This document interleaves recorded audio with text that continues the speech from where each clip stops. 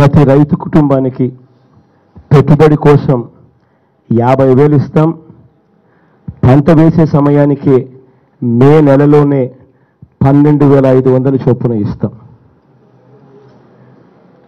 పెట్టుబడి కోసం 12,500 రూపాయలు మే మాసంలో ఇస్తాం. పెట్టుబడి కోసం రైతన్నకు 50,000 ఇస్తాం. పంట బీమా గురించి రైతులు ఆలోచించాల్సిన పని లేదు.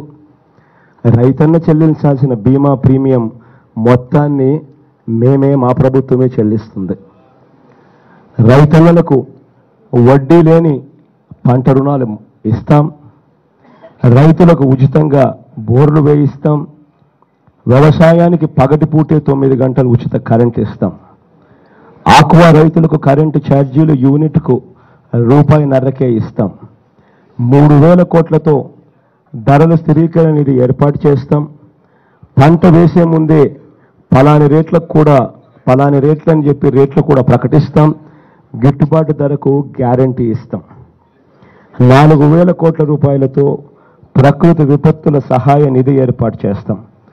ప్రతి నియోజకవర్గంలో శీతలీకరణ గిడ్డంగులు, గోదాములు మరియు అవసరం మేరకు ప్రతి నియోజకవర్గంలో ఫుడ్ ప్రాసెసింగ్ యూనిట్లు ఏర్పాటు చేస్తాం.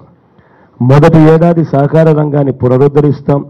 2వ ఏడాది నుంచి సహకార డైరీకి పాలు పోసే ప్రతి పాడి రైతుకు లీటర్కు ₹4 బోనస్ ఇస్తాం.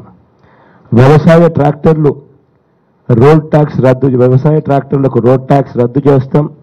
టోల్ ట్యాక్స్ కూడా రద్దు చేస్తాం. ప్రమాదవశాత్తు లేదా ఆత్మహత్య చేసుకుని చనిపోయిన రైతు కుటుంబానికి వైఎస్ఆర్ బీమా ద్వారా 7 లక్షలు ఇస్తాం. అంతేకాదు ఆ డబ్బును అప్పుల వాళ్లకు చెందకుండా అసెంబ్లీలో చట్టాన్ని తీసుకొచ్చి ఆ రైతు కుటుంబానికి అండగా ఉంటాం.